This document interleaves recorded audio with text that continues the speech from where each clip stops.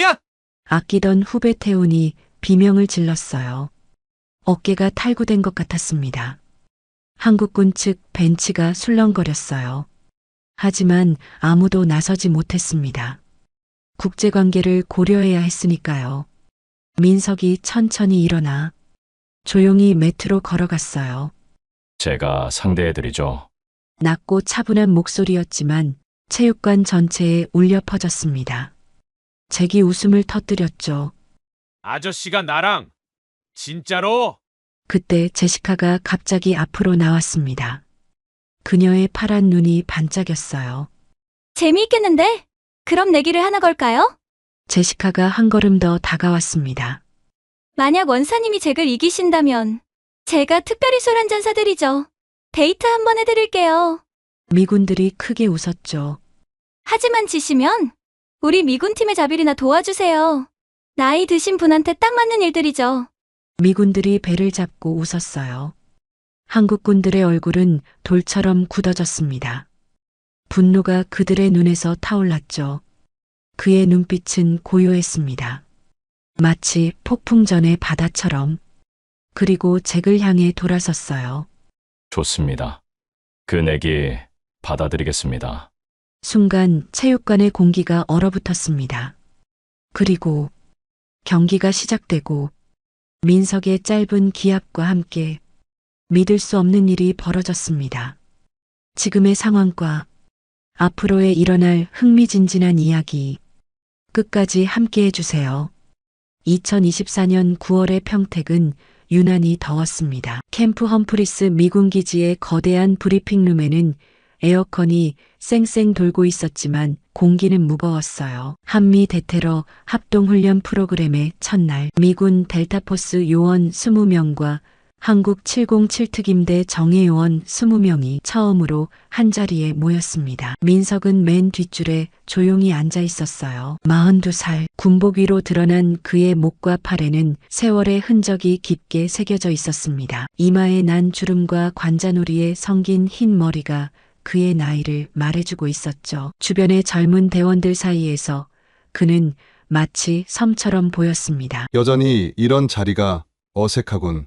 민석은 속으로 중얼거렸어요. 5년 전 그 작전 이후로 젊은 요원들 사이에서 자신이 얼마나 이질적인 존재인지 늘 느껴졌습니다. 왼쪽 어깨를 무의식적으로 만졌어요. 총상 자국이 아직도 쑤셨죠. 비가 올 때마다 더 심해지는 통증, 1년간의 재활, 그리고 돌아왔을 때 동료들의 그 눈빛들. 아직도 현역이세요? 이제 교관이나 하시죠. 무리하지 마세요.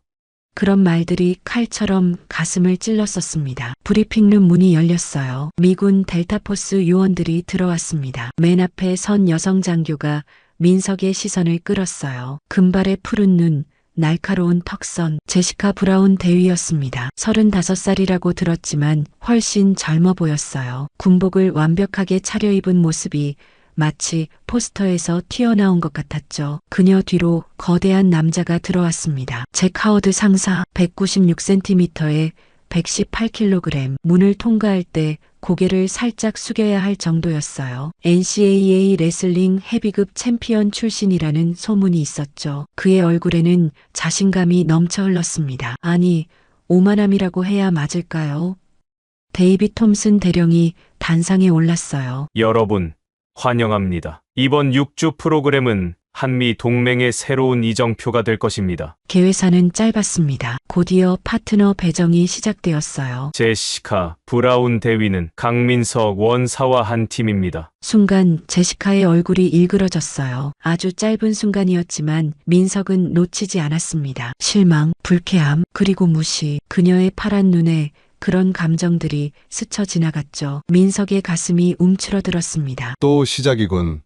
휴식 시간이 되자 미군들은 자기들끼리 모였어요. 민석은 화장실로 향하다가 라커룸 앞에서 발을 멈췄습니다. 안에서 목소리가 들려왔거든요. 제스, 너한테 40대 동양인 할아버지를 붙여주다니 우리 대령님도 참... 잭의 목소리였습니다. 거친 웃음소리가 이어졌어요. 최악이야. 제시카의 차가운 목소리. 동양 남자들은 체격도 작고 게다가 저 나이면 이미 끝난 거 아니야? 민석의 손이 떨렸습니다. 주먹을 꽉 쥐었어요. 솔직히 말해서 저 나이에 특수부대라니 박물관에 있어야 할 사람이 전장에 나와 있네. 제시카의 마지막 말에 민석의 안에서 뭔가가 툭 하고 끊어졌습니다. 그는 조용히 돌아섰어요. 복도를 걸으며 깊게 숨을 들이마셨습니다. 분노를 사귀는 법은 이미 오래전에 배웠으니까요. 오후 3시 체육관 격투 훈련이 시작되었습니다. 기본 CQC 근접 전투 스파링이었어요. 한국군과 미군이 번갈아가며 대련을 했습니다. 민석은 벤치에 앉아 지켜보고 있었어요. 아무도 그에게 대련을 신청하지 않았죠. 나이든 선배를 배려한다는 핑계로. 다음,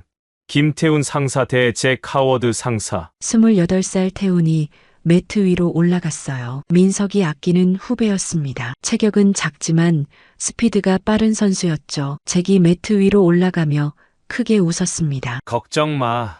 살살할게. 하지만 그의 눈빛은 전혀 다른 말을 하고 있었어요. 시합이 시작되자마자 잭은 거칠게 돌진했습니다. 태훈이 피하려 했지만 잭의 거대한 팔이 그의 허리를 낚아챘어요. 쿵! 태훈의 몸이 매트에 내동댕이 쳐졌습니다. 과도한 힘이었어요. 필요 이상으로 거친 동작이었죠. 이야!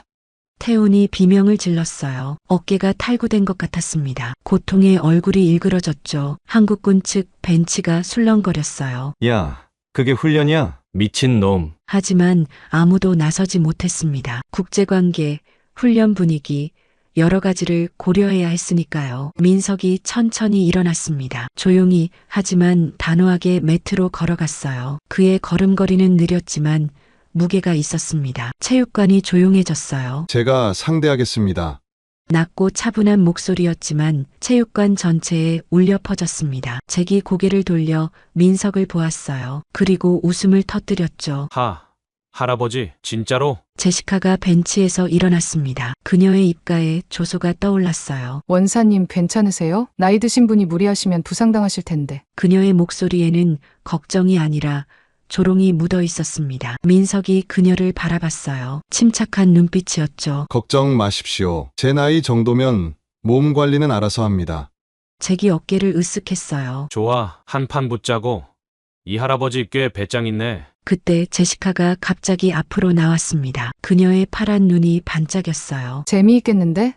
그럼 이렇게 하죠. 내기를 하나 걸까요? 체육관이 더욱 조용해졌습니다. 민석이 고개를 살짝 기울였어요. 내기요? 제시카가 한 걸음 더 다가왔습니다. 그녀의 목소리가 체육관에 울려 퍼졌어요. 만약 원사님이 잭을 이기신다면 제가 특별히 술 한 잔 사드리죠. 그리고 데이트 한번 해드릴게요. 미군들 사이에서 휘파람 소리가 터져 나왔어요. 몇몇은 크게 웃었죠. 제시카가 계속했습니다. 그녀의 목소리에는 독이 묻어 있었어요. 하지만 지시면 남은 6주 동안 우리 미군팀의 자비리나 도와주세요. 장비 나르고 서류 정리하고 나이 드신 분한테 딱 맞는 일들이죠. 폭소가 터졌습니다. 미군들이 배를 잡고 웃었어요. 제스, 너무한 거 아냐?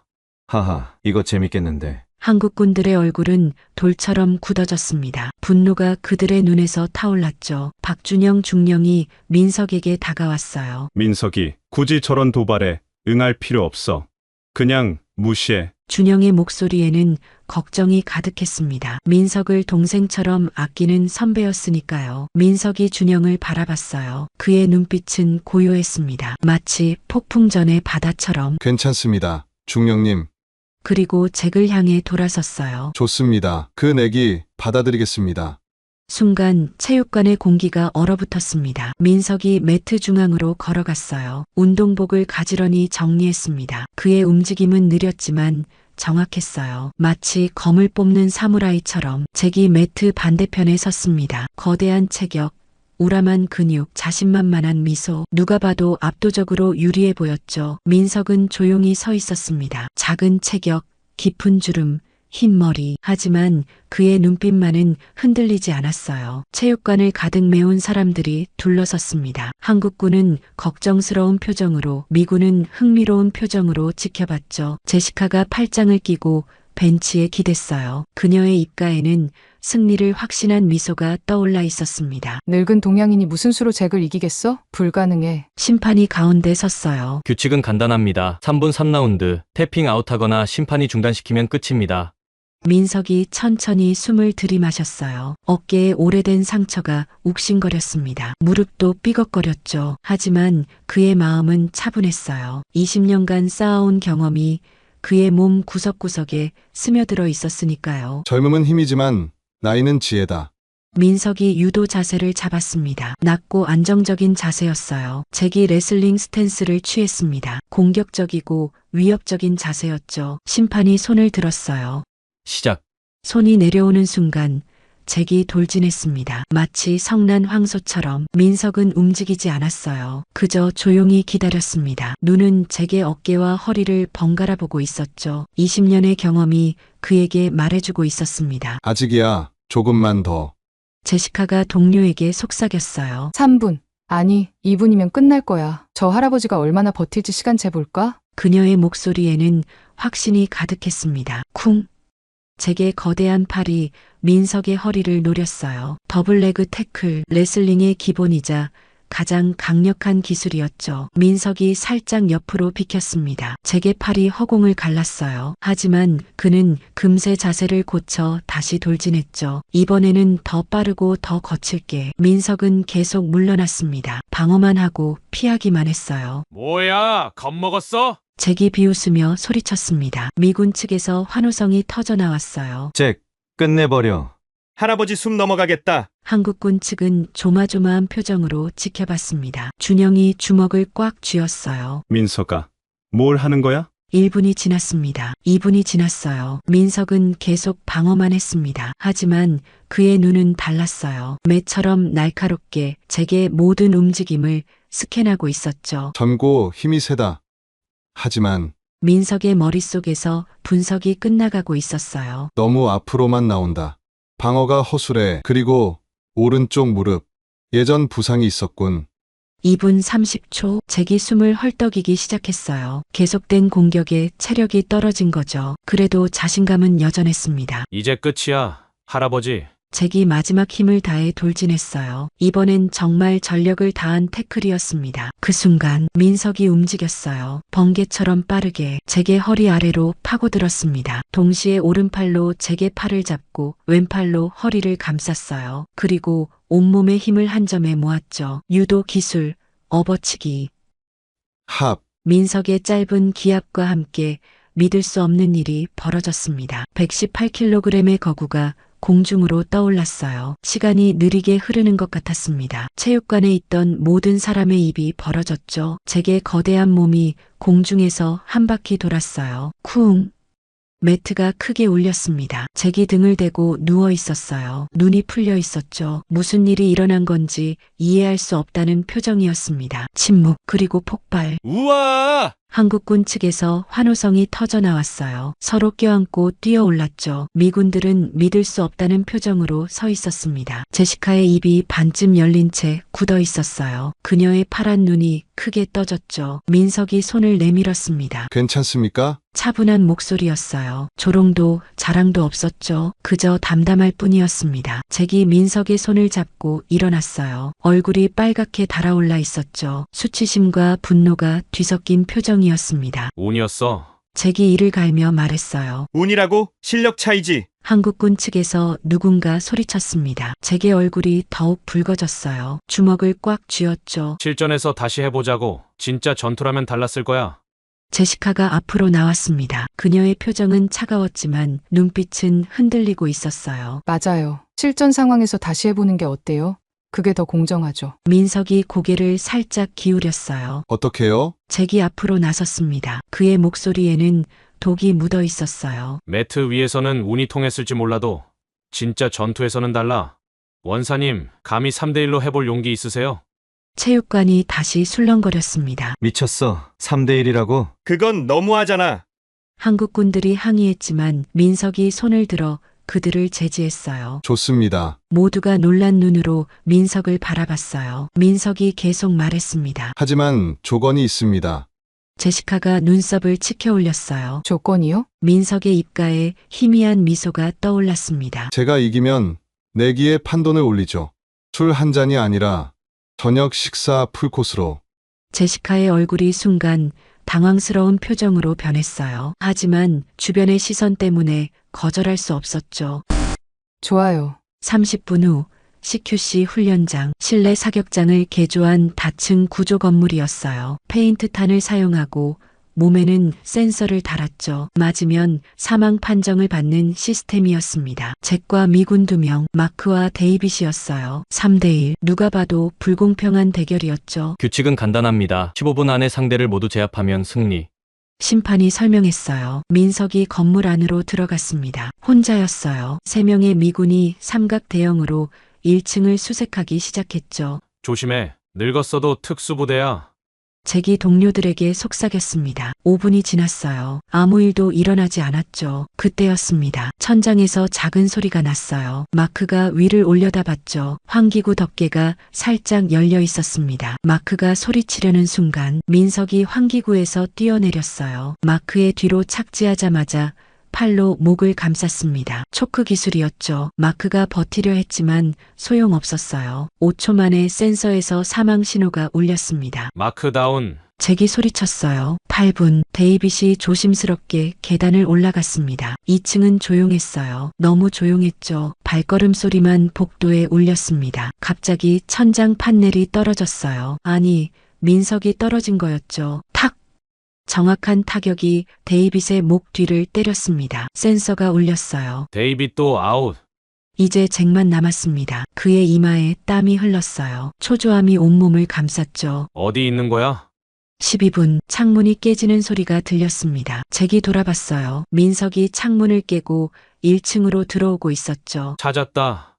잭이 페인트탄을 난사했습니다. 하지만 민석은 방패를 들고 지그재그로 달렸어요. 거리가 좁혀졌습니다.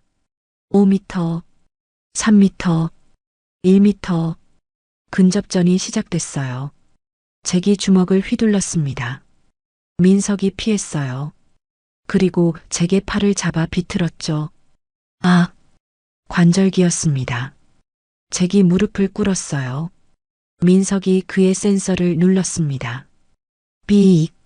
사망 신호가 울렸어요. 훈련장 밖에서 지켜보던 사람들이 숨을 삼켰습니다. 3대1로 완승. 불가능해 보였던 일이 일어난 거였죠. 제시카는 말을 잃었어요. 그녀의 파란 눈이 민석을 뚫어지게 바라봤습니다. 처음으로, 정말 처음으로 그를 제대로 본 것 같았어요.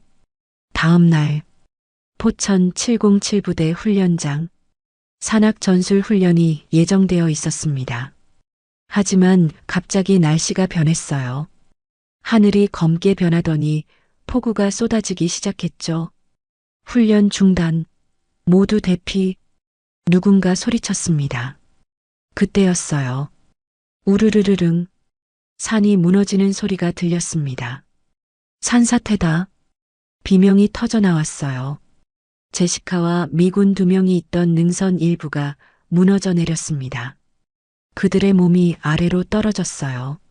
아, 간신히, 정말 간신히 20m 아래 돌출부에 매달렸습니다. 하지만 돌출부도 금방 무너질 것 같았어요. 구조 헬기를 불러. 안 돼. 이 날씨에는 불가능해. 혼란스러운 외침들이 빗소리와 뒤섞였습니다. 민석이 움직였어요. 로프를 챙기고 달리기 시작했죠.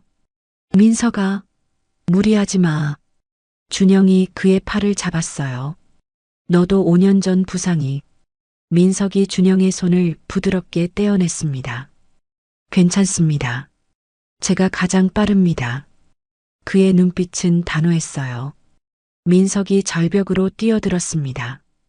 빗속을 뚫고 로프를 타고 내려갔어요. 40대의 몸이었습니다. 숨이 가빠왔어요. 팔이 떨렸죠. 5년 전 총상을 입었던 어깨가 비명을 질렀습니다. 버텨. 버텨야 해. 그는 이를 악물었어요.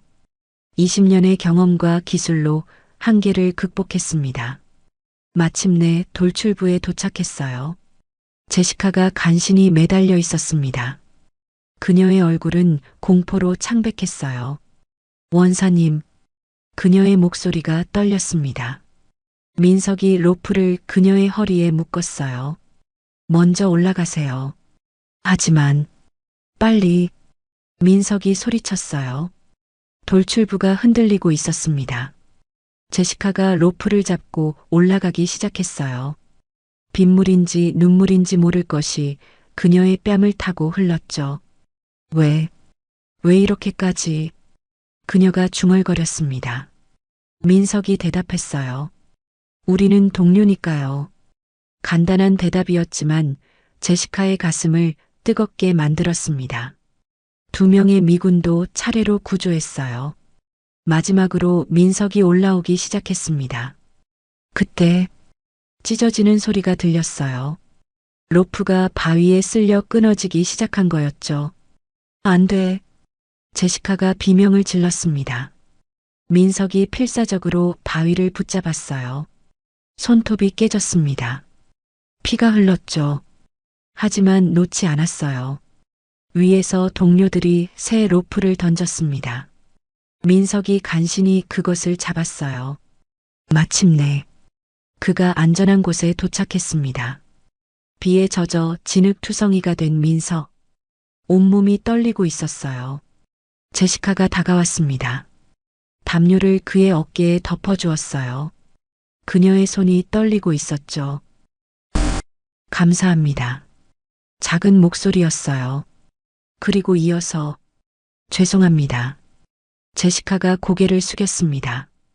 처음으로, 정말 처음으로 그녀가 누군가에게 고개를 숙인 거였어요. 민석이 그녀를 바라봤습니다. 괜찮습니다. 짧은 대답이었지만 따뜻했어요. 멀리서 잭이 지켜보고 있었습니다. 그의 얼굴에는 복잡한 감정이 떠올랐어요. 부끄러움, 존경, 그리고 약간의 질투가 뒤섞여 있었죠. 비가 그치고 있었습니다. 구름 사이로 햇빛이 비치기 시작했어요. 민석은 절벽을 올려다봤습니다. 자신이 내려갔던 그 높은 절벽을, 그리고 옆을 돌아봤어요. 구조된 3명의 미군들을. 이게 진짜 전투다. 그는 속으로 중얼거렸습니다. 적을 이기는 게 아니라 동료를 지키는 것. 제시카가 민석을 바라봤어요. 그녀의 파란 눈에는 더 이상 무시나 경멸이 없었습니다. 대신 다른 무언가가 자리 잡기 시작했죠. 존경? 아니면 그보다 더 깊은 무언가? 아직은 그녀도 모르는 감정이었습니다. 진정한 강함은 힘이 아니라 용기에서 나온다는 것을. 민석의 마음속 목소리가 울렸어요. 그들은 그제야 깨달았다. 바람이 불었습니다. 차갑지만 상쾌한 바람이었어요. 새로운 시작을 알리는 바람처럼. 사흘이 지났습니다. 주말 저녁 민석은 숙소에서 책을 읽고 있었어요. 노크 소리가 들렸죠. 문을 열자 제시카가 서 있었습니다. 청바지에 흰색 블라우스, 군복이 아닌 사복을 입은 그녀는 완전히 다른 사람 같았어요. 금발을 풀어헤친 모습이 25살 대학생처럼 보였죠. 둘은 서로를 바라봤습니다. 어색한 침묵이 흘렀어요. 제시카가 시선을 피했습니다. 민석도 마찬가지였죠. 약속은 지켜야죠. 제시카가 작은 목소리로 말했어요. 저녁 어디로 갈까요? 민석이 물었습니다. 제가 장소를 정해도 될까요? 제시카가 고개를 끄덕였어요. 그녀의 뺨이 살짝 붉어졌죠. 30분 후 평택 기지 밖. 작은 한옥이 나타났습니다. 달빛막 걸리라는 간판이 걸려 있었어요. 제시카가 눈을 크게 떴습니다. 여기가 제가 가끔 오는 곳입니다. 조용하고 좋아요. 민석이 문을 열었어요. 따뜻한 불빛과 함께 구수한 냄새가 흘러나왔습니다. 주인 할머니가 반갑게 맞아주었죠. 어머, 민석이. 오랜만이네. 여자친구야? 민석이 당황했어요. 아, 아닙니다. 동료입니다. 제시카가 작게 웃었습니다. 그녀가 웃는 모습을 처음 본 것 같았어요. 2층 다다미 방으로 안내받았습니다. 창밖으로 평택호가 보였어요. 저녁 노을이 호수를 황금빛으로 물들이고 있었죠. 제시카가 메뉴판을 들었습니다. 한글로 빼곡히 적혀 있었어요. 이게 다 뭐죠? 전, 파, 막걸리. 그녀가 당황한 표정으로 민석을 봤어요. 솔직히 이런 거 먹어본 적 없어요. 저한테 벌 주려는 건가요? 민석이 부드럽게 미소 지었습니다. 그럼 제가 주문하겠습니다. 믿어보세요. 잠시 후 음식이 나왔어요. 막걸리 2주전자, 해물파전, 김치전, 두부김치. 제시카가 막걸리 잔을 들었습니다. 뿌연 액체를 의심스럽게 바라봤죠. 이게 술이에요? 한번 마셔보세요. 제시카가 조심스럽게 한 모금 마셨어요. 눈이 동그래졌습니다. 생각보다 괜찮네요. 달콤하면서 탄산 같은 게 느껴져요. 민석이 파전을 찢어서 간장에 찍었어요. 이렇게 먹는 겁니다. 제시카가 따라했습니다. 바삭한 파전을 씹는 소리가 났어요. 맛있어요. 그녀의 얼굴에 진짜 미소가 떠올랐습니다. 막걸리가 한 잔, 2잔 비어갔어요. 제시카의 뺨이 빨갛게 물들었습니다. 평소의 차가운 표정이 사라지고 25살 평범한 여자의 얼굴이 드러났죠. 솔직히 말할게요. 제시카가 말했어요. 술 기운 때문인지 목소리가 부드러워졌습니다. 처음엔 정말 당신을 무시했어요. 민석이 고개를 끄덕였습니다. 알고 있었습니다. 왜 화내지 않아요? 제시카가 민석을 똑바로 봤어요. 파란 눈에 호기심이 가득했죠. 그렇게 모욕적이었는데 민석이 막걸리를 한 모금 마셨습니다. 저도 젊었을 때는 비슷했으니까요. 당신이요? 제시카가 놀란 표정을 지었어요. 민석이 천천히 말하기 시작했습니다. 20년 전 제가 22살에 입대했을 때 저는 유도 국가대표 출신이었어요. 누구보다 강하다고 믿었죠.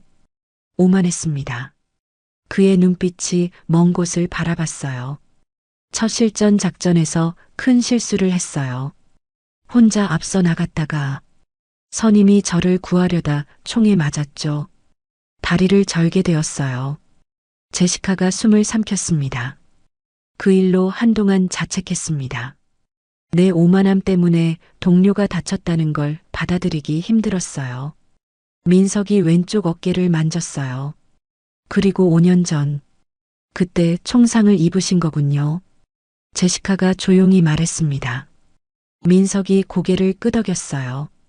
죽을 뻔했어요. 1년간 재활했죠. 걷는 것부터 다시 배워야 했습니다. 그의 목소리가 낮아졌어요. 복귀했을 때 모두가 말했어요. 이제 끝났다고. 교관이나 하라고. 제시카가 민석의 손을 바라봤습니다. 흉터가 가득했어요. 나이 들어간다는 건 무섭습니다. 매일 조금씩 약해지는 걸 느끼니까요. 민석이 제시카를 봤어요. 하지만 알게 됐어요. 힘이 약해지는 대신 다른 게 강해진다는 걸. 참을성, 지혜, 그리고 그가 잠시 멈췄습니다. 다른 사람의 아픔을 이해하는 능력. 제시카의 눈이 흔들렸어요. 술 기운 때문인지 감동 때문인지 눈물이 맺혔습니다. 저도 고백할 게 있어요. 그녀의 목소리가 떨렸어요. 6개월 전 아프가니스탄에서 제시카가 막걸리를 단숨에 비웠습니다. 용기가 필요했던 거죠. 제 판단 실수로 팀원 한 명이 죽었어요. 마이클 중사, 27살이었죠. 눈물이 그녀의 뺨을 타고 흘렀습니다. 내 잘못이에요. 내가 서두르라고. 내가 더 신중했어야 했는데. 제시카의 어깨가 떨렸어요. 그 이후로 더 완벽해지려고 했어요. 다시는 실수하지 않으려고.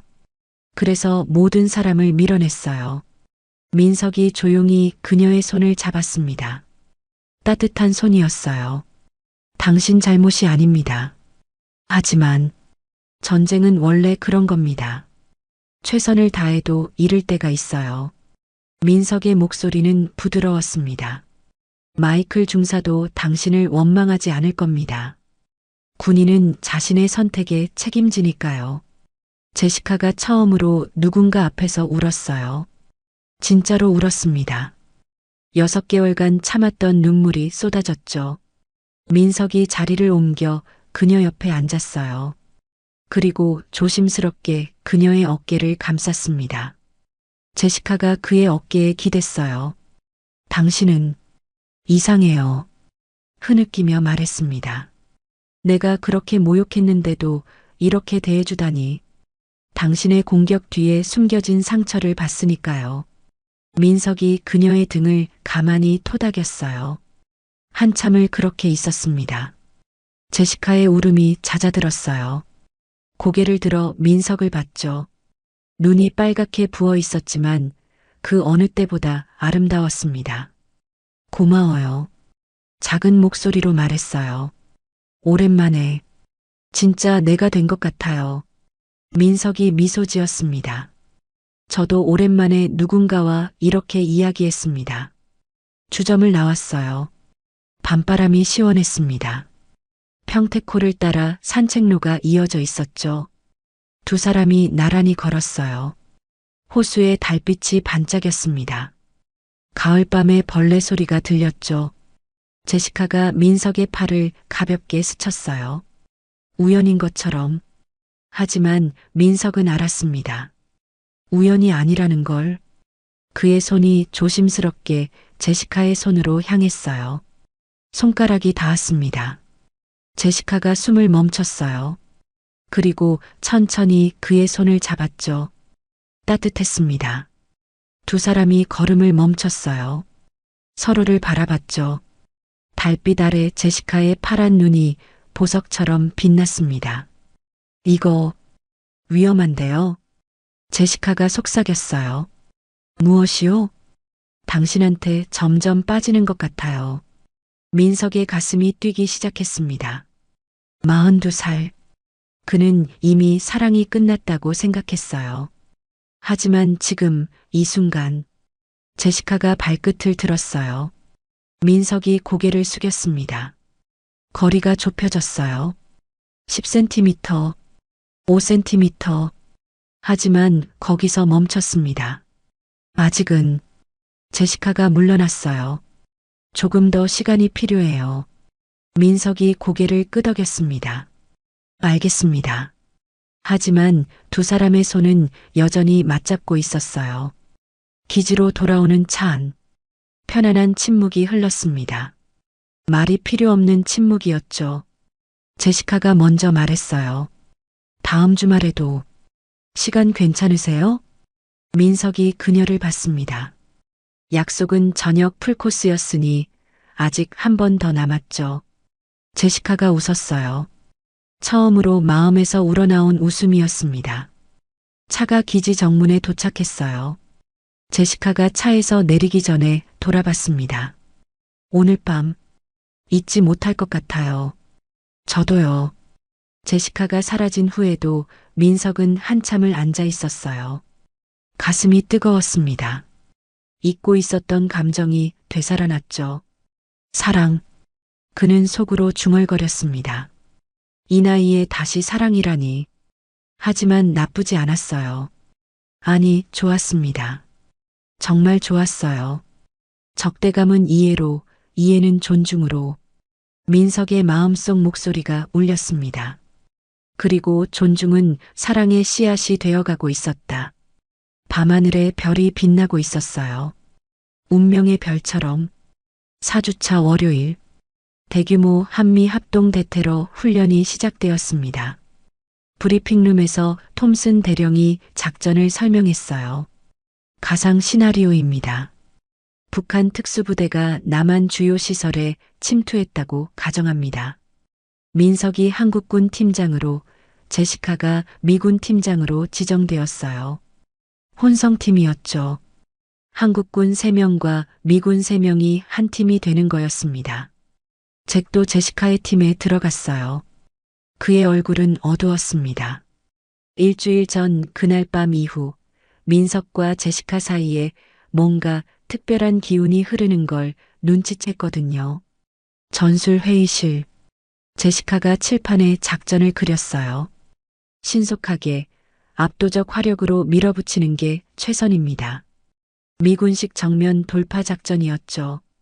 민석이 조용히 손을 들었습니다. 적이 산악 지형에 익숙하다면 정면 돌파는 위험합니다. 제시카가 민석을 봤어요. 일주일 전 같았다면 무시했을 텐데. 대안이 있으신가요? 민석이 일어나 지도를 가리켰습니다. 여기 계곡을 통한 우회로가 있습니다. 시간은 더 걸리지만 안전합니다. 제시카가 처음에는 반대하려 했어요. 원사님 방식은 너무 시간이 걸려요.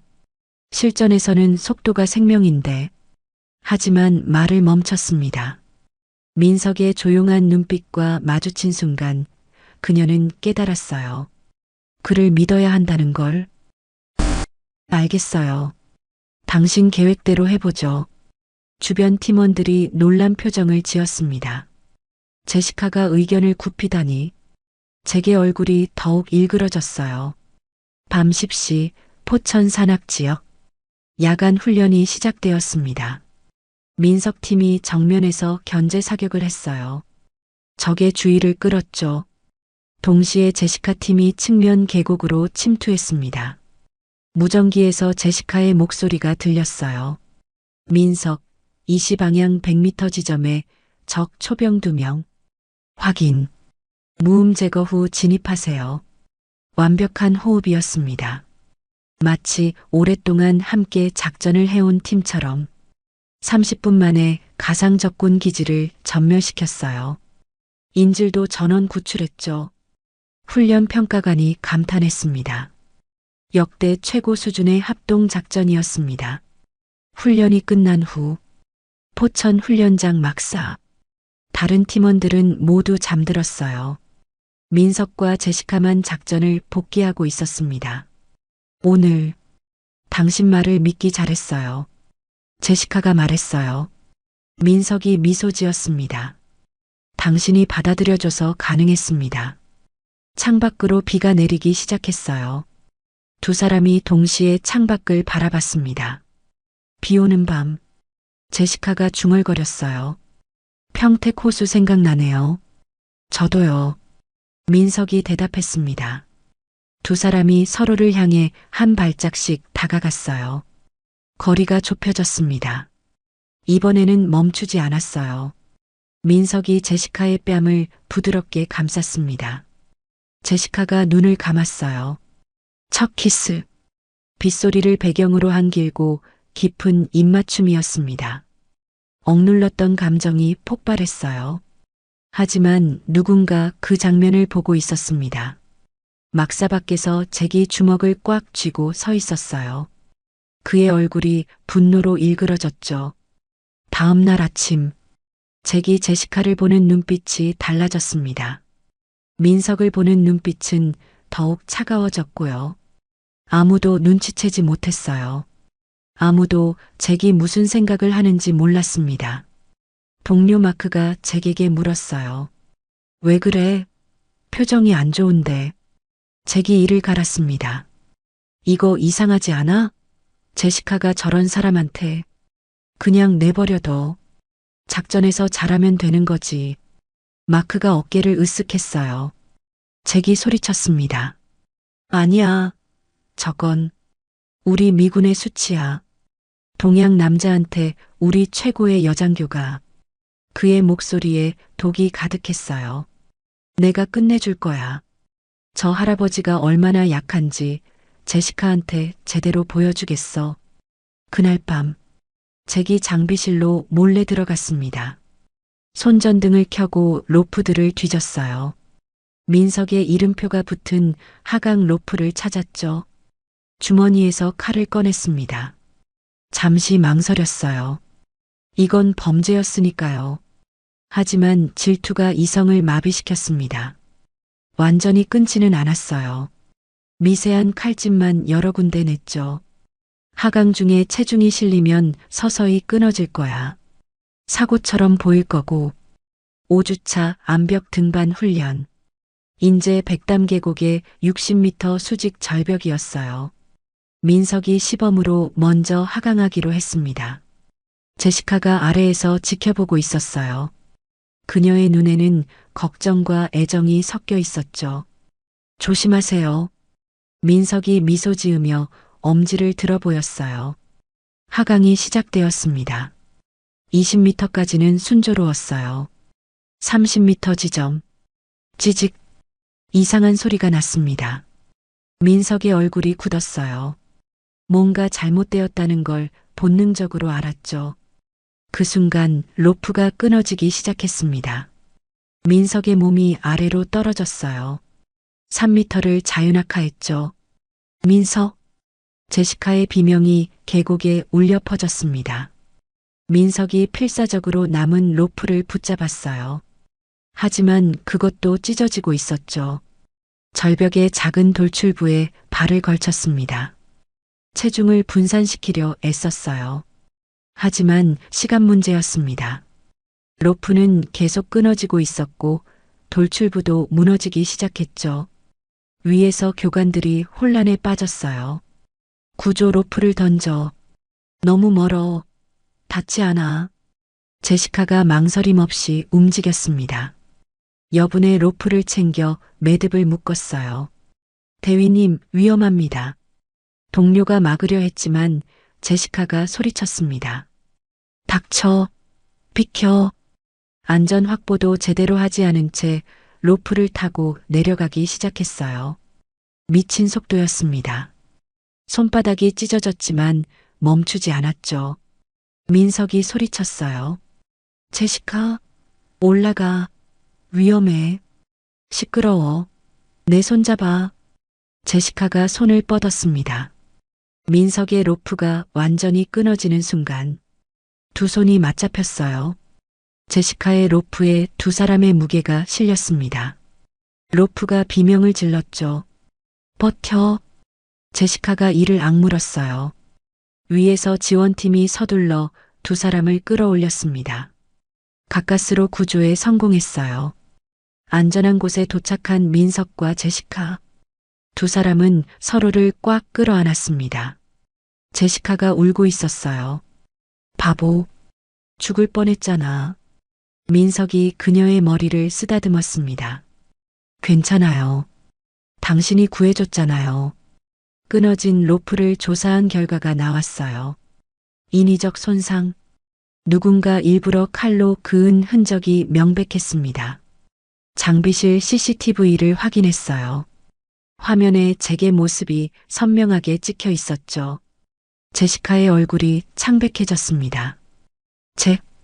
내가 군사경찰이 잭을 체포했어요.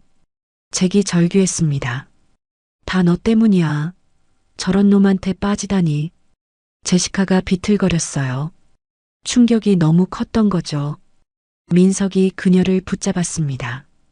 일주일 후 한미 양국군 당국의 조사가 끝났어요. 민석과 제시카는 신문실로 불려갔습니다. 두 분 사이에 부적절한 관계가 있었습니까? 조사관의 차가운 질문이었어요. 제시카가 대답했습니다. 사적인 감정이 있었습니다. 하지만 임무 수행에는 지장 없었습니다. 민석이 끼어들었어요. 모든 책임은 저에게 있습니다. 제시카 대위는 잘못이 없습니다. 조사관이 서류를 넘겼습니다. 곧 결정이 내려질 겁니다. 며칠 후 톰슨 대령이 제시카를 불렀어요. 제시카 대위, 귀관은 즉시 본국으로 귀환 조치합니다. 제시카의 눈이 크게 떠졌습니다. 왜요? 왜 저만? 준영 중령도 민석에게 통보했어요. 민석이 징계조사 기간 동안 대기 명령이다. 민석의 어깨가 축 처졌습니다. 두 사람의 접촉은 일체 금지입니다. 톰슨 대령의 차가운 명령이었어요. 제시카가 항의했습니다. 이건 불공평해요. 우리가 뭘 잘못했습니까? 군인으로서의 기강을 해쳤습니다. 이건 명령입니다. 출국 전날 새벽 평택 기지 활주로 옆 경납고 민석과 제시카가 몰래 만났어요. 이대로 끝낼 수 없어. 제시카의 목소리가 떨렸습니다. 민석이 그녀의 손을 잡았어요. 끝이 아닙니다. 시작입니다. 무슨 말이에요? 제가 방법을 찾겠습니다. 반드시. 민석의 눈빛은 단호했어요. 마지막 포옹. 제시카가 민석의 가슴에 얼굴을 묻었습니다. 기다릴게요. 평생이라도. 저도요. 키스. 눈물이 섞인 간절한 입맞춤이었어요. 다음 날 아침, 수송기가 활주로를 달렸습니다. 민석이 멀어지는 비행기를 바라봤어요. 주먹을 꽉 쥐었죠. 비행기 안. 제시카가 창밖을 보며 울고 있었습니다. 진정한 사랑은 시련 앞에서 더 강해진다. 민석의 마음속 목소리가 울렸어요. 그들의 전쟁은 이제 시작이었다. 지금 뭐 하는 겁니까? 유나의 목소리가 울려 퍼졌어요. 차분했지만 단호한 목소리였죠. 모든 시선이 유나에게 쏠렸습니다. 태욱이 천천히 몸을 돌렸어요. 입꼬리가 올라갔습니다. 이봐 아가씨, 목소리 큰 건 좋은데 어른들 일에 끼어들지 마. 다쳐. 보호비 요구는 공갈죄입니다. 형법 제350조 10년 이하 징역이에요. 그가 코웃음을 쳤습니다. 뭐야? 너 변호사라도 돼? 점점 가까이 다가오더니 손을 뻗어 유나의 팔을 잡으려 했습니다. 그 순간 탁! 유나의 손이 번개처럼 움직였어요. 그의 손목을 잡아 비틀었습니다. 태욱이 비명을 질렀어요. 야, 다들 뭐해? 덮쳐! 위기의 순간 이 상황이 어떻게 될지 함께 지켜봐 주세요. 시작하기 전 여러분의 응원은 영상 제작에 큰 힘이 됩니다. 새벽 6시 마포 중앙시장 골목은 아직 어둠이 깔려 있었습니다. 유나는 운동화 끈을 단단히 묶었어요. 숨이 턱까지 차오를 만큼 달리는 이 시간이 좋았습니다. 발걸음 소리만 골목에 울려 퍼졌어요. 탁, 탁, 탁. 규칙적인 리듬이었습니다. 해군 특수전전단에서 몸에 밴 습관이었죠. 15년. 그 긴 시간 동안 매일 새벽에 일어나 뛰었습니다. 중령 계급장을 달고 전역한 지 한 달이 지났지만 몸은 여전히 그때를 기억하고 있었어요. 후. 유나는 깊게 숨을 내쉬었습니다. 차가운 공기가 폐를 가득 채웠어요. 시장 입구를 돌아 나오자 건어물 가게 앞에서 짐을 정리하던 박종석 할아버지가 손을 흔들었습니다. 유나 씨, 오늘도 일찍 나왔구먼. 안녕하세요, 할아버지. 유나가 밝게 인사했어요. 종석은 68세였지만 여전히 정정했습니다. 40년째 이 자리를 지키고 있는 시장의 터줏대감이었죠. 젊은 사람이 부지런해서 보기 좋아요. 우리 시장에 활력이 생긴 것 같아. 종석의 주름진 얼굴에 미소가 번졌습니다. 조깅을 마치고 돌아온 유나는 카페 문을 열었어요. 웨이브라는 간판이 아침 햇살을 받아 반짝였습니다. 파도라는 뜻이었죠. 해군에서의 추억을 담은 이름이었어요. 원두를 분쇄기에 넣자 고소한 향이 퍼졌습니다. 오븐에서는 크루아상이 노릇노릇 익어가고 있었어요. 테이블을 하나하나 닦으며 유나는 생각에 잠겼습니다. 평범하게 살고 싶었는데. 전역을 결심했을 때 동료들은 모두 놀랐었죠. 서유나 중령님이 왜 전역을요? 진급도 빠르신데. 그때 유나는 웃으며 대답했었습니다. 이제는 평범한 사람으로 살고 싶어요. 하지만 현실은 녹록지 않았어요. 전세 자금 대출 5천만 원, 매달 200만 원씩 갚아야 했습니다. 카페 수입으로는 빠듯했죠. 그래도 유나는 후회하지 않았어요. 핸드폰이 울렸습니다. 유나야, 잘 지내? UDT 동료 선희의 목소리였어요. 잘 지내. 육지 생활도 나쁘지 않아.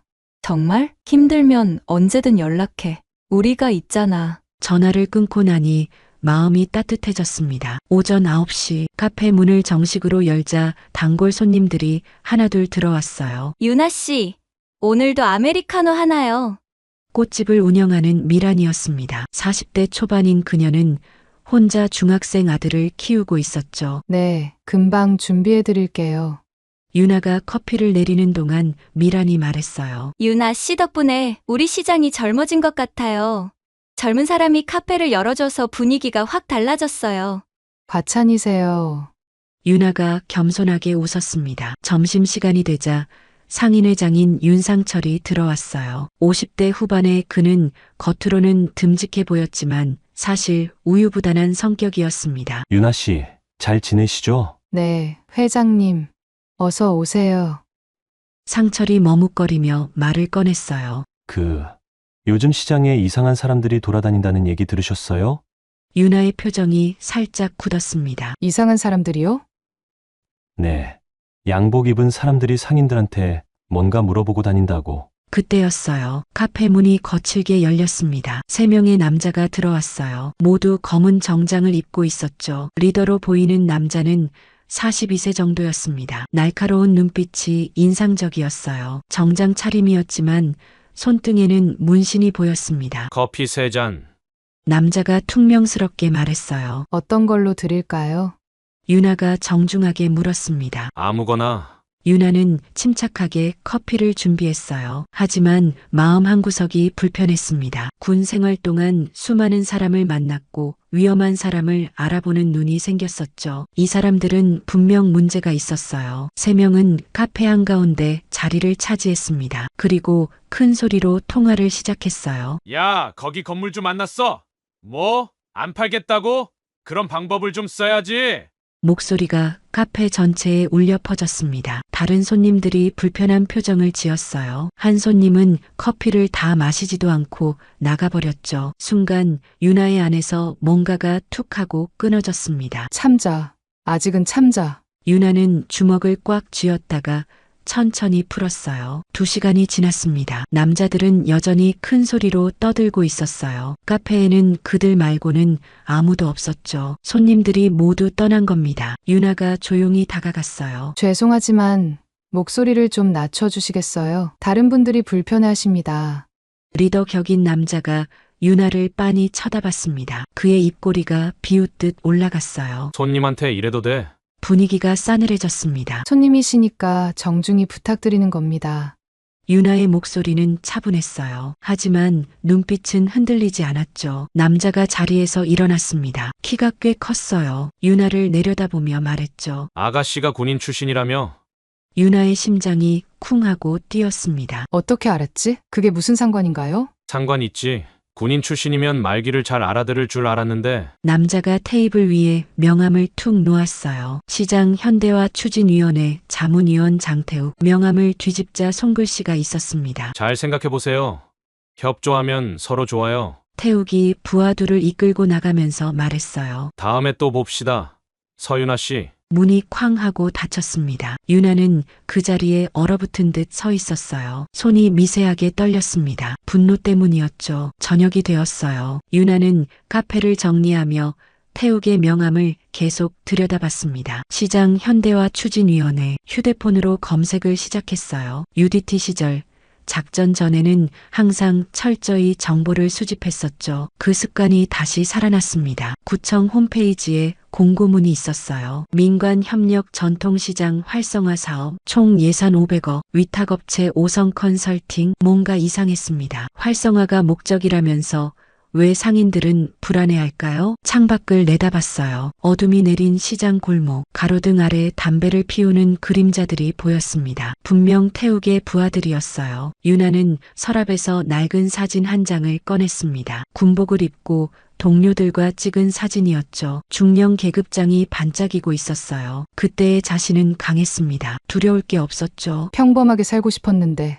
윤아가 나지막이 중얼거렸어요. 하지만 마음 깊은 곳에서 뭔가가 꿈틀거리기 시작했습니다. 정의감이었을까요? 아니면 투사의 본능이었을까요? 밤 11시 카페 문을 잠그고 나오는데 종석이 서 있었어요. 걱정스러운 표정이었습니다. 윤아 씨, 오늘 그 사람들이 왔다면서요? 네. 할아버지, 어떻게 아셨어요? 소문이 벌써 퍼졌어요. 그 사람들 조심하세요. 종석의 목소리가 떨렸습니다. 무슨 일인지 아세요? 종석이 주변을 살피며 작은 소리로 말했어요. 장태욱이라는 놈 원래 조폭이었어요. 지금은 사업가 행세를 하지만 시장을 통째로 삼키려는 것 같아요. 윤아의 눈빛이 날카로워졌습니다. 경찰에 신고하면 소용없어요. 증거도 없고 구청이랑도 연결되어 있다는 소문이. 종석이 한숨을 쉬었어요. 유나 씨는 아직 젊으니까 혹시 다른 곳으로 가는 게 어때요? 유나가 고개를 저었습니다. 아니에요. 여기가 제 자리예요. 집으로 돌아가는 길, 유나는 걸으면서 생각했어요. 군대를 떠났지만 싸움은 끝나지 않았나 봅니다. 전장이 바뀌었을 뿐이었죠. 핸드폰이 울렸어요. 모르는 번호였습니다. 여보세요? 서윤아 씨, 오늘 만났던 장태욱입니다. 차가운 목소리였어요. 무슨 일이신가요? 다시 한번 생각해보라고 전화했어요. 우리랑 협조하면 카페도 잘 될 거고 거부하면 글쎄요. 협박인가요? 조언이죠. 군인 출신이면 상황 판단이 빠를 텐데. 전화가 끊겼습니다. 유나는 멈춰 섰어요. 밤하늘을 올려다봤습니다. 별이 보이지 않는 서울의 하늘이었죠. 가슴속에서 뭔가가 타오르기 시작했어요. 그것은 분노였고 동시에 결이었습니다. 도망치지 않겠어. 이번에는. 바람이 불었습니다. 차가운 바람이었지만 유나는 오히려 마음이 뜨거워졌어요. 전쟁이 시작되려 하고 있었습니다. 아침 7시 유나는 카페 문을 열다가 멈춰 섰습니다. 입구에 음식물 쓰레기가 산처럼 쌓여 있었어요. 썩은 냄새가 코를 찔렀죠. 가슴속에서 뜨거운 것이 치밀어 올랐습니다. 시작이군. 유나는 천천히 숨을 들이쉬었어요. 화를 다스리는 방법이었죠. UDT 훈련 때 배운 감정 조절법이었습니다. CCTV를 확인했어요. 새벽 3시 태욱의 부하들이 트럭에서 쓰레기를 내리는 장면이 선명하게 찍혀 있었습니다. 그들은 카메라를 보며 씩 웃기까지 했어요. 유나는 묵묵히 청소를 시작했습니다. 장갑을 끼고 쓰레기를 치우는 동안 지나가던 상인들이 혀를 찼어요. 하지만 아무도 도와주지 않았죠. 두려움이 그들을 얼어붙게 만들었습니다. 참자. 증거부터 모으자. 유나가 혼잣말처럼 중얼거렸어요. 이틀 뒤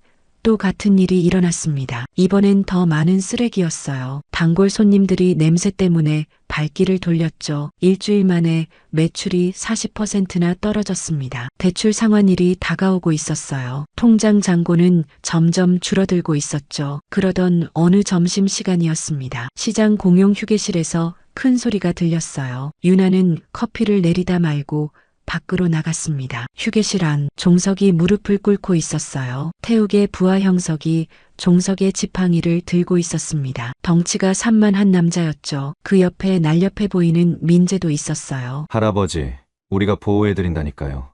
달랑 50만 원인데 왜 이러세요?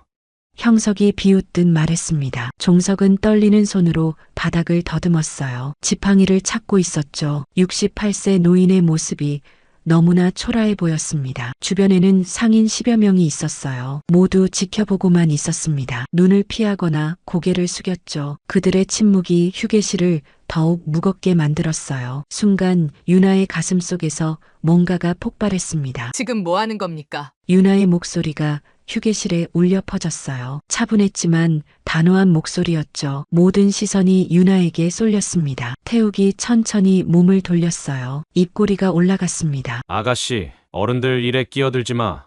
보호비 요구는 공갈죄입니다. 형법 제350조 10년 이하 징역이에요. 유나가 휴대폰을 꺼내 녹음을 시작했습니다. 그리고 정확히 CCTV 화각 안으로 들어갔어요. 군에서 배운 전술적 위치 선정이었죠. 형석이 코웃음을 쳤습니다. 뭐야, 이 여자 변호사야?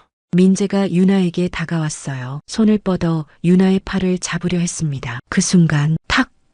유나의 손이 번개처럼 움직였어요. 민재의 손목을 잡아 비틀었습니다. 관절 제압 기술이었죠. 아, 민재가 비명을 질렀어요. 무릎이 저절로 꺾였습니다. 휴게실이 얼어붙었어요. 이 여자 뭐야? 형석이 당황해서 뒷걸음질 쳤습니다. 유나는 민재를 놓아주며 말했어요. 손만 댄 건데 왜 이렇게 아파하세요? 정당방위입니다. 태욱의 얼굴이 굳었습니다. 상황을 파악한 그가 손짓으로 부하들을 불렀어요. 좋아, 오늘은 봐주지. 떠나면서 태욱이 유나를 노려봤습니다. 나중에 후회할 거야. 그들이 사라지자 종석이 눈물을 흘렸어요. 유나 씨, 고마워요. 정말 고마워요. 하지만 다른 상인들의 표정은 어두웠습니다. 괜히 건드렸어요. 이제 우리까지 위험해질 거예요.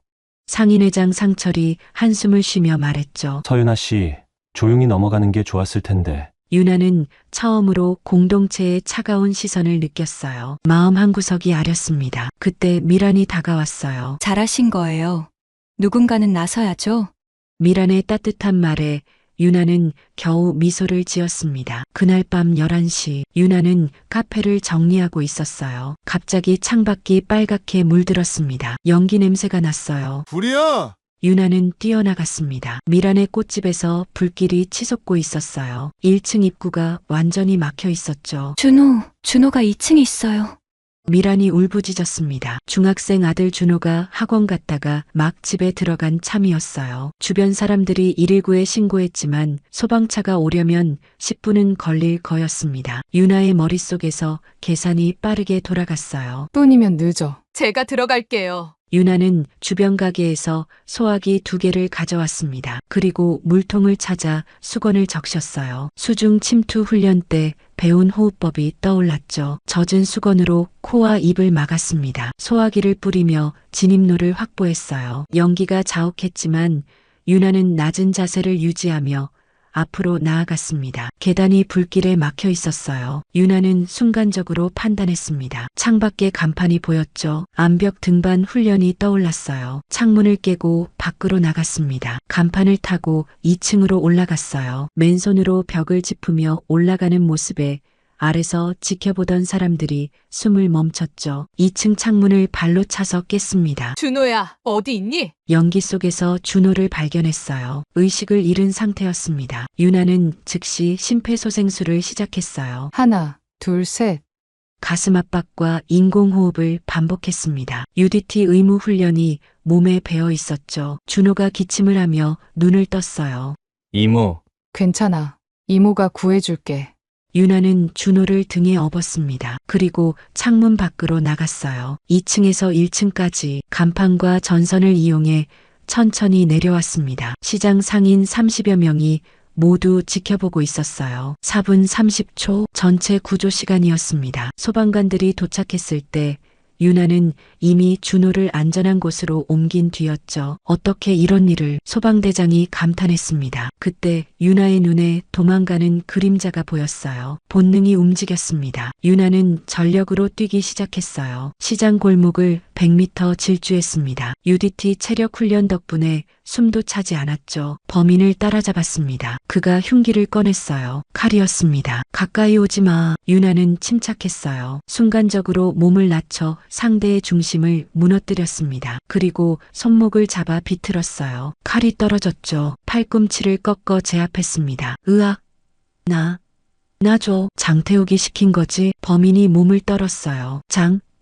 장태욱 형님이 시켰어요. 미란 씨 가게에 불 지르라고. 경찰이 도착할 때까지 유나는 범인을 꽉 붙잡고 있었습니다. 이 모든 과정을 시장 사람들이 목격했어요. 병원으로 실려간 준호는 다행히 큰 부상 없이 회복했습니다. 미라는 유나를 붙잡고 울었어요. 제 아들을 살려주셨어요. 어떻게 감사해야 할지. 상인들 사이에서 속삭임이 퍼졌습니다. 서유나 씨가 해군 특수부대 출신이래. UDT 중령이었다던데 대단한 사람이었구나. 하지만 동시에 두려움도 퍼졌어요. 이제 장태욱이 가만 안 둘 거야. 우리도 위험해질 텐데. 소문은 빠르게 퍼졌습니다. 태욱은 부하가 잡혔다는 소식을 듣고 주먹을 쥐었어요. 그 여자 제대로 혼내줘야겠어. 그의 눈에 살기가 돌았습니다. 밤은 깊어갔어요. 유나는 카페에 혼자 앉아 있었습니다. 손이 아직도 미세하게 떨렸어요. 아드레날린이 아직 가라앉지 않았죠. 거울을 봤습니다. 얼굴에 그을음이 묻어 있었어요. 하지만 눈빛은 살아있었죠. 군인의 눈이었습니다. 이제 돌아갈 수 없는 다리를 건넜구나. 유나가 나지막이 말했어요. 창밖으로 시장이 보였습니다. 어둠 속에서도 가로등 불빛이 길을 밝히고 있었어요. 마치 희망처럼. 핸드폰이 울렸습니다. 서윤아 씨? 모르는 번호였어요. 누구세요? 오성 컨설팅 대표 오성민입니다. 한번 만나고 싶은데요.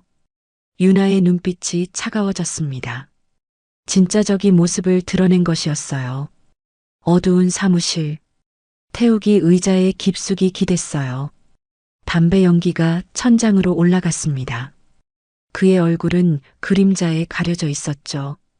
직접 싸워서는 안 되겠군. 태욱이 혼잣말처럼 중얼거렸어요. 성민이 맞은편에 앉아 있었습니다. 오성 컨설팅의 대표였죠. 깔끔한 정장 차림이었지만 눈빛은 차가웠어요. 그 여자를 시장에서 고립시켜야 합니다. 성민이 태블릿을 꺼냈어요. 화면에는 유나의 사진과 정보가 가득했습니다. 서유나, 해군 특수전전단 중령 출신. 무술 실력은 인정하지만 혼자서는 한계가 있죠. 태욱이 고개를 끄덕였어요. 어떻게 할까요? 간단합니다. 상인들을 우리 편으로 만들면 돼요. 그녀를 공공의 적으로 만드는 겁니다. 성민의 입꼬리가 올라갔습니다. 계획은 단순했어요. 하지만 치명적이었죠. 다음 날 새벽, 종석의 휴대폰이 울렸습니다. 모르는 번호였어요. 여보세요? 박종석 씨? 손자가 다니는 학원 알고 계시죠? 차가운 목소리였습니다. 종석의 얼굴이 하얗게 변했어요. 누구세요? 매일 오후 4시에 태권도 학원 가죠? 오늘은 빨간 가방을 메고 있네요. 종석의 다리가 떨렸습니다. 우리 손자한테 무슨 짓을? 걱정 마세요. 우리는 아이를 보호해주고 싶을 뿐입니다. 대신 조건이 있어요. 뭘 원하는 겁니까? 서유나와 거리를 두세요. 간단하죠? 전화가 끊겼어요. 종석은 그 자리에 주저앉았습니다. 손자 사진을 꺼내봤어요. 8살 아이의 해맞은 웃음이 사진 속에 있었죠. 가슴이 찢어지는 것 같았습니다. 같은 시각 다른 상인들도 비슷한 협박을 받고 있었어요. 미란에게는 더 직접적인 협박이 왔습니다. 꽃집에 또 불이 날 수도 있어요. 다음엔 더 크게. 미란은 휴대폰을 떨어뜨렸어요. 준호를 껴안고 울었습니다. 상철에게는 다른 접근이 있었죠. 태욱이 직접 만났어요. 봉투를 테이블에 밀었습니다. 500만 원입니다. 상인회장님이 서유나 씨를 내쫓는데 협조해 주시면 좋겠어요. 상철의 눈이 흔들렸어요. 빚이 3천만 원이었습니다. 아내가 암투병 중이었죠. 치료비가 산더미였어요. 이건 뇌물 아닙니까? 아닙니다. 정당한 자물쇠죠. 시장 발전을 위한 투자입니다. 상철의 손이 봉투로 향했어요. 그리고 멈췄습니다. 양심이 마지막으로 저항했죠. 하지만 결국 봉투를 잡았습니다. 상인의 비상회의를 소집하겠습니다. 그날 오후 SNS에 이상한 글들이 올라오기 시작했어요.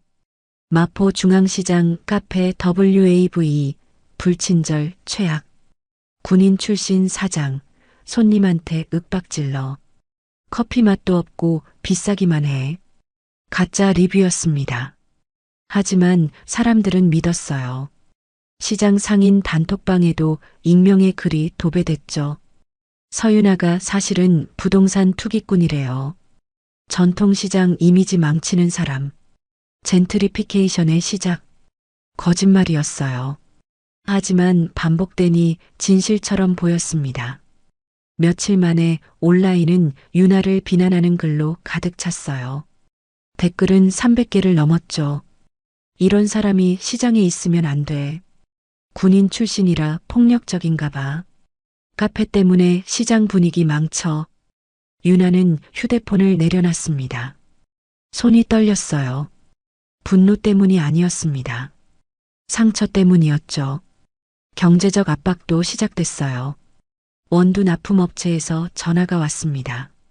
죄송합니다. 더 이상 납품이 어려울 것 같아요. 왜요? 지금까지 잘 거래했잖아요. 그게 사정이 있어서. 우유 공급도 끊겼어요. 빵 재료도 마찬가지였죠. 카페 앞에는 매일 불법 주차 차량이 있었습니다. 손님들이 들어오기 힘들었어요.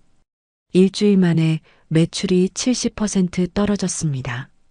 통장 잔고는 바닥을 보이고 있었어요. 대출 상환일은 사흘 뒤였죠. 유나는 휴대폰을 들었다가 내려놨습니다. 전우들에게 돈을 빌리려다가 자존심이 막았어요. 내가 이것밖에 안 되나? 마음이 무너지는 것 같았습니다. 상인의 비상회의가 열렸어요. 20명의 상인이 모였습니다. 상철이 앞에 섰어요.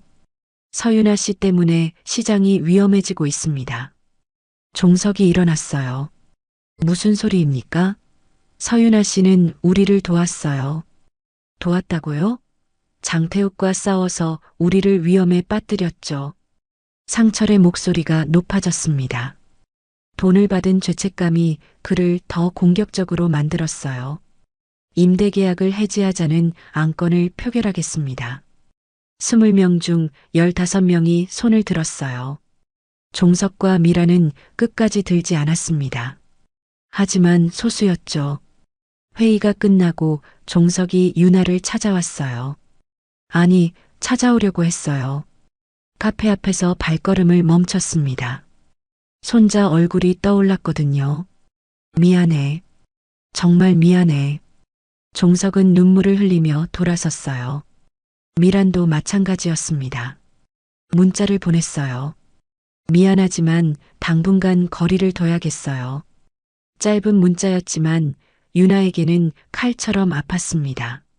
시장에서 유나는 완전히 혼자가 됐어요. 점심시간 분식집에 갔습니다. 주인 아주머니가 유나를 보자 고개를 돌렸어요. 죄송해요. 자리가 없어요. 자리는 텅 비어 있었습니다. 아주머니, 미안해요. 정말 미안해요. 아주머니의 눈에 눈물이 고였어요. 하지만 유나를 받을 수 없었죠. 유나는 돌아섰습니다. 가슴속에서 뭔가가 부서지는 소리가 났어요. 그때였습니다. 검은 벤츠가 카페 앞에 멈췄어요. 성민이 내렸습니다. 완벽한 정장 차림이었죠.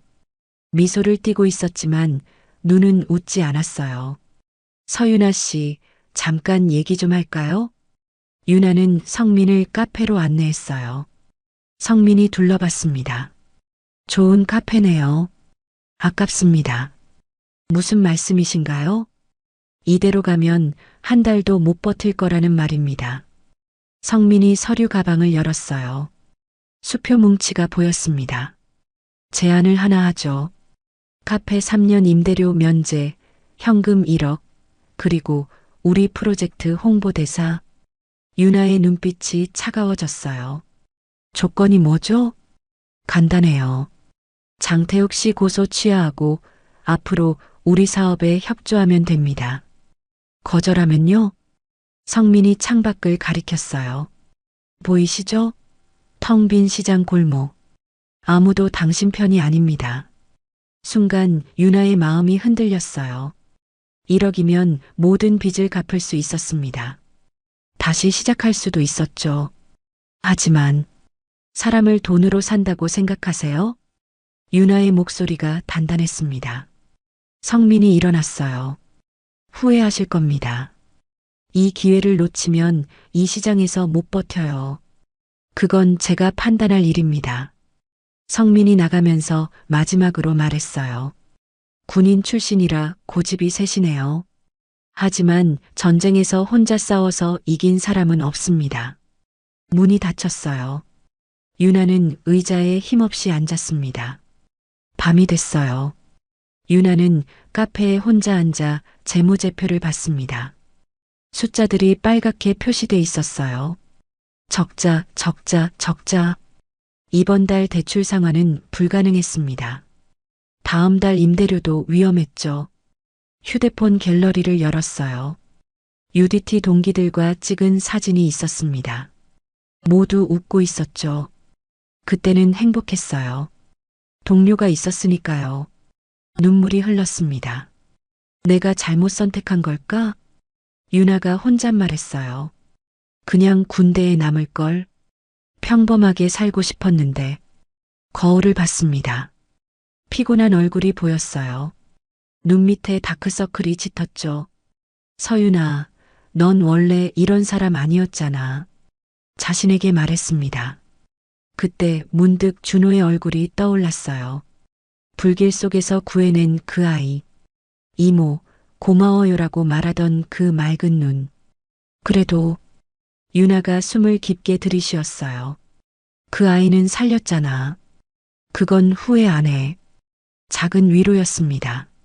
하지만 소중했죠. 카페 불을 끄고 나왔어요. 시장은 텅 비어 있었습니다. 가로등만이 외롭게 서 있었죠.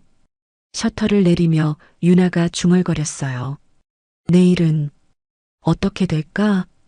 바람이 불었습니다. 차가운 가을바람이었어요. 낙엽이 바닥을 구르는 소리가 들렸죠. 유나는 걸어갔습니다.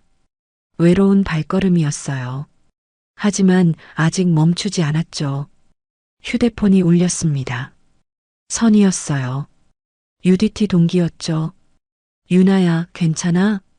응, 괜찮아. 목소리가 안 좋은데? 무슨 일 있어? 유나가 억지로 웃었어요. 아니야.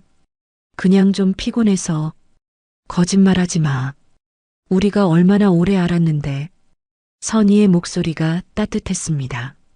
힘들면 말해. 우리가 있잖아. 전화를 끊고 유나는 하늘을 올려다봤어요. 별이 보이지 않는 서울의 하늘이었습니다. 하지만 어딘가에는 별이 있겠죠. 조금만 더 버티자. 유나가 자신에게 말했어요. 조금만 더. 발걸음을 다시 내디뎠습니다. 어둠 속으로. 하지만 포기하지 않고 새벽 5시 종석은 잠을 이룰 수 없었어요. 천장을 보며 뒤척였습니다. 가슴속에서 뭔가가 계속 그를 찔렀죠. 양심이었습니다. 침대에서 일어나 거실로 나갔어요. 탁자 위에 손자 사진이 있었습니다. 할아버지, 서유나 이모가 나쁜 사람이에요? 어제 손자가 물었던 말이 계속 귓가에 맴돌았어요. 종석은 대답하지 못했었습니다. 아이의 맑은 눈을 똑바로 볼 수 없었죠. 68년 살면서 이렇게 비겁한 적이 있었나? 종석이 주먹을 꽉 쥐었어요. 순간 가슴속에서 뭔가가 폭발했습니다. 더는 못 참겠어. 종석은 옷을 갈아입고 밖으로 나갔어요. 아침 7시 유나가 카페 문을 열자 종석이 서 있었습니다. 손에 봉투를 들고 있었어요. 떨리는 손이었죠. 할아버지, 미안했습니다. 종석이 깊게 고개를 숙였어요. 제가 비겁했어요. 용서해 주세요. 눈물이 주름진 볼을 타고 흘렀습니다. 종석이 봉투를 건넸어요. 이건 뭐예요? 장태웅 놈들이 협박한 증거입니다. 손자 사진, 협박 문자, 녹음 파일도 있어요. 유나의 눈이 커졌습니다. 할아버지, 이걸 주시면 위험해요. 알아요. 하지만 더는 도망치고 싶지 않습니다. 종석이 유나의 손을 꼭 잡았어요. 경찰에 제출하세요. 제가 증인으로 나서겠습니다. 유나의 눈에 눈물이 고였어요. 할아버지, 그때 카페 문이 열렸습니다. 미란이 들어왔어요. 준호도 함께였죠. 준호가 유나에게 달려왔습니다. 이모, 작은 손에 편지를 들고 있었어요. 이모, 이거 제가 쓴 거예요. 유나가 편지를 열었습니다. 서유나 이모께. 이모는 제 생명의 은인이에요. 이모가 없었다면 저는 지금 여기 없었을 거예요. 감사합니다. 사랑해요. 삐뚤빼뚤한 글씨였지만 진심이 담겨 있었어요. 미란이 다가왔습니다. 서유나 씨, 제가 겁쟁이였어요. 미란의 목소리가 떨렸어요. 용서해 주세요. 그리고 미란이 USB를 꺼냈습니다. 방화 사건 당일 CCTV 영상이에요. 원본을 숨겨뒀었어요. 유나가 놀랐어요. 이걸 왜? 처음엔 무서워서 숨겼어요. 하지만 이제는 아니에요. 미란이 유나의 어깨를 잡았습니다. 함께 싸울게요. 더는 숨지 않을 거예요. 준호가 엄마를 올려다봤어요. 엄마가 용기 내는 모습 처음 봐요. 멋있어요. 그 순간 유나의 가슴 속에서 뭔가가 따뜻하게 퍼졌습니다. 혼자가 아니었어요. 그날 밤 10시, 시장 한 구석 빈 창고에 사람들이 모였습니다. 종석이 주선한 비밀 모임이었어요. 유나를 지지하는 상인 12명이 왔죠. 창고는 어두웠지만 사람들의 눈빛은 빛났습니다. 더는 참을 수 없어요. 야채 가게 주인이 먼저 입을 열었어요. 장태웅 놈들이 원산지 조작으로 저를 협박했어요. 영업정지 당할 뻔했죠. 분식집 주인도 말했습니다. 우리 가게 가스밸브를 조작했어요. 폭발할 뻔했습니다. 정육점 주인이 주먹을 쥐었어요. 저는 식품위생법 위반으로 벌금 200만 원을 물었어요. 조작된 거였죠. 모두가 피해를 봤었습니다. 유나가 물었어요. 왜 진작 말씀 안 하셨어요? 종석이 한숨을 쉬었습니다. 말해봤자 소용없을 거라 생각했어요. 경찰도 믿을 수 없고, 아닙니다. 유나가 일어섰어요. 지금부터라도 함께 싸우면 이길 수 있어요. 혼자서는 못하지만 함께라면 가능합니다. 상인들이 서로를 봤어요. 두려움이 있었지만 희망도 있었죠.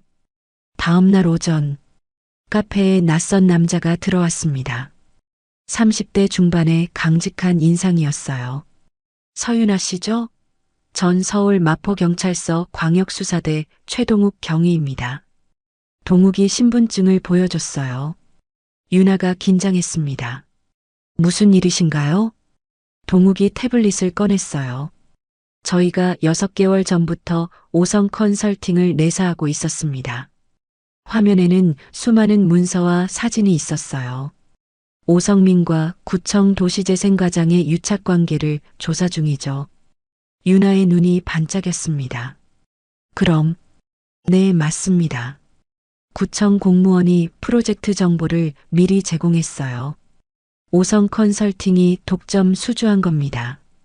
동욱이 화면을 넘겼어요. 사업비 500억 중 150억이 횡령된 정황도 있어요. 하지만 증거가 부족하군요. 유나가 알아챘습니다. 네.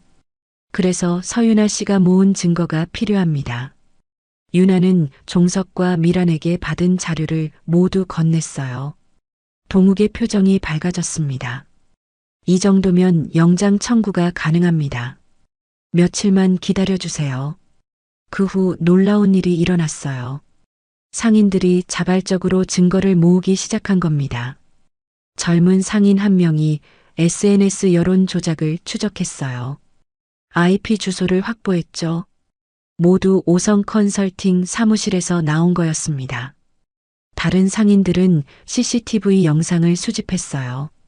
장태욱 일당의 협박 장면이 곳곳에 찍혀 있었죠. 보호비 갈취 녹음도 모았습니다. 모든 증거를 USB에 담았어요. 그리고 동욱 경위에게 전달했죠. 종석이 말했습니다. 이 시장은 우리가 40년간 지켜온 곳입니다. 조폭한테 넘겨줄 수 없어요. 상인들이 고개를 끄덕였어요. 용기가 용기를 낳고 있었습니다. 성민은 위기를 느꼈어요. 기자회견을 열었습니다. 일부 불순 세력이 시장 현대화를 방해하고 있습니다. 카메라 앞에서 성민이 말했어요. 서윤아라는 외부인이 상인들을 선동하고 있어요. 사업을 방해하는 겁니다. 하지만 뜻밖의 일이 일어났어요. 한겨레 신문 박지훈 기자가 반박 기사를 썼습니다. 그는 상인들을 직접 인터뷰했어요. 진실을 보도했죠. 전통시장 살리기, 실은 상인 내쫓기. 기사는 빠르게 퍼졌습니다. SNS에서 여론이 바뀌었어요. 해시태그 서윤아를 지지합니다. 해시태그가 확산됐습니다. 청와대 국민청원도 올라왔어요. 마포중앙시장 비리 수사 촉구.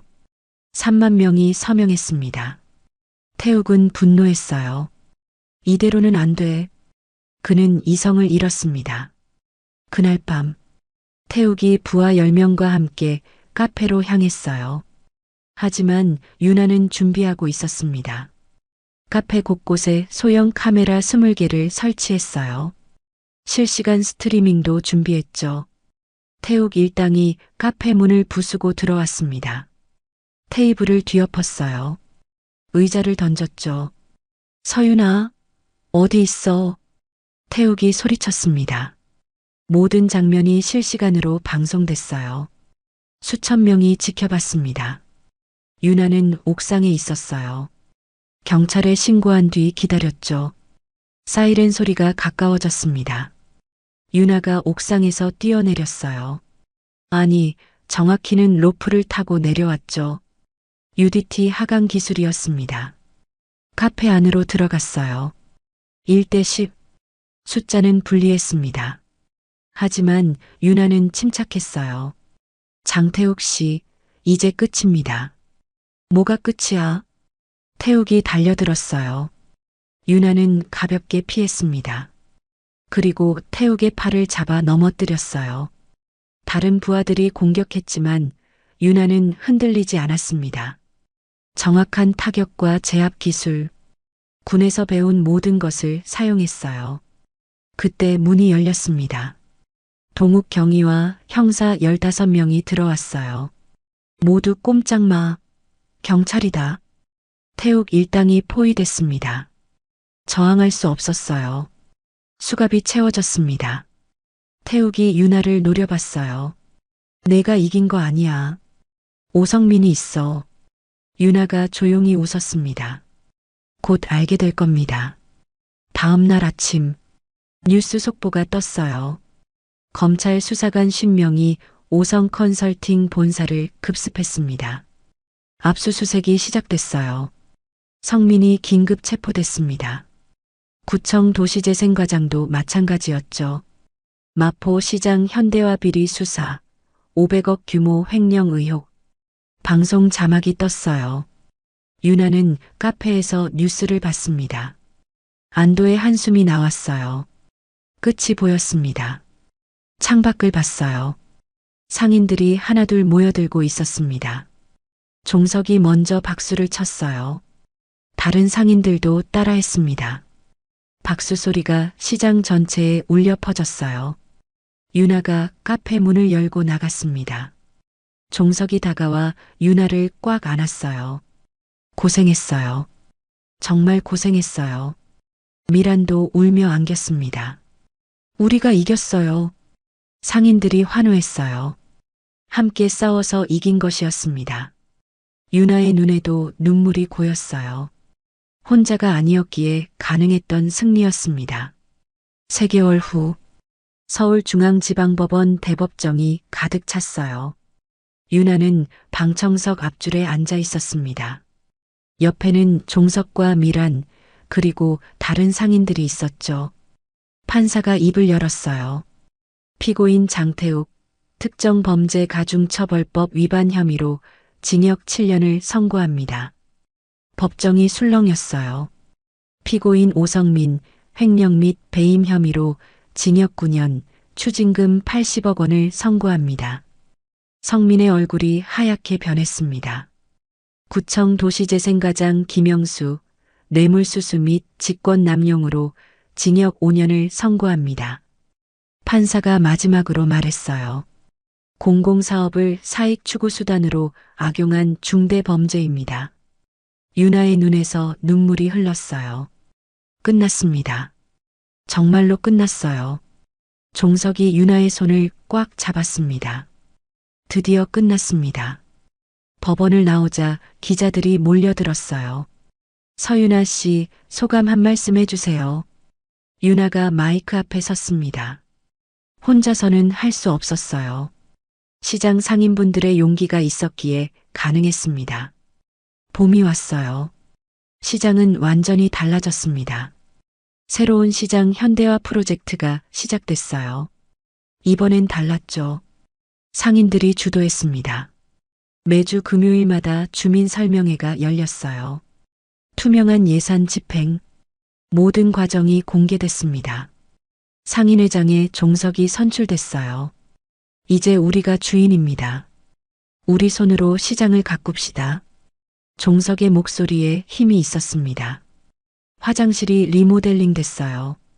LED 조명이 설치됐죠. 주차장도 넓어졌습니다.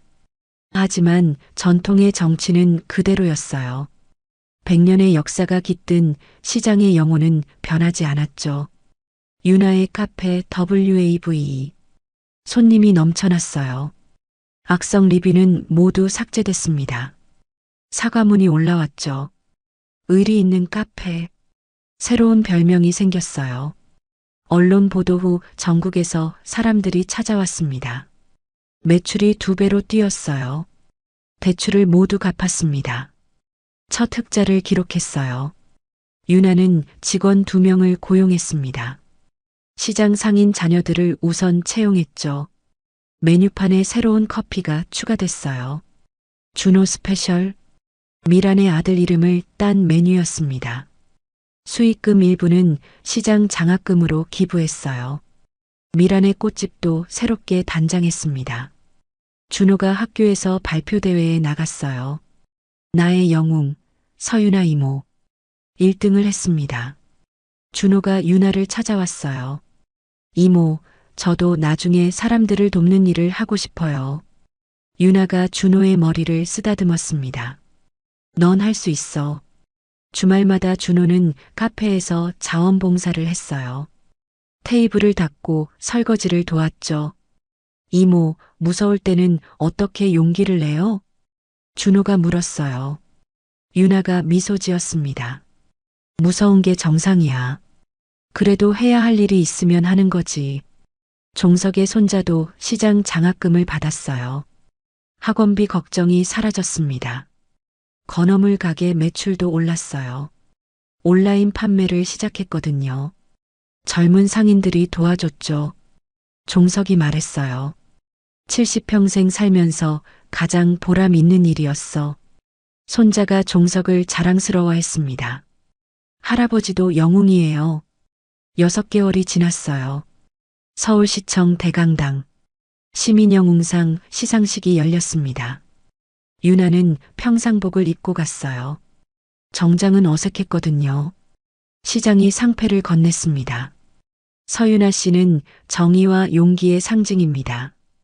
유나가 마이크 앞에 섰어요. 저는 특별한 사람이 아닙니다. 당연한 일을 했을 뿐이에요. 청중이 조용해졌습니다. 진짜 영웅은 두려움을 이겨낸 상인 여러분입니다. 유나가 손짓했어요. 종석, 미란, 그리고 다른 상인들이 무대로 올라왔습니다. 함께 사진을 찍었어요. 상금 1천만 원. 유나는 전액을 시장 발전기금에 기부했습니다. 어느 토요일 오후 카페 문이 열렸어요. 군복 차림의 여성 5명이 들어왔습니다. 유나야. UDT 동기들이었어요. 선희가 유나를 꽉 안았습니다. 우리 자랑스러워. 동기들과 커피를 마시며 이야기꽃을 피웠어요. 군대 그만둔 거 후회 안 해?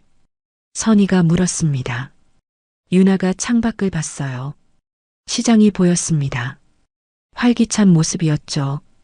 전혀. 여기가 내 전장이야. 지킬 게 많거든. 동기들이 시장을 구경했어요. 상인들이 반갑게 맞았습니다. 과일과 반찬을 덤으로 챙겨줬죠. 떠나면서 선희가 말했어요. 유나야, 넌 어디 가도 영웅이야. 1년이 지났어요. 시장에 벚꽃이 피었습니다. 가로수 아래 사람들이 걸었어요.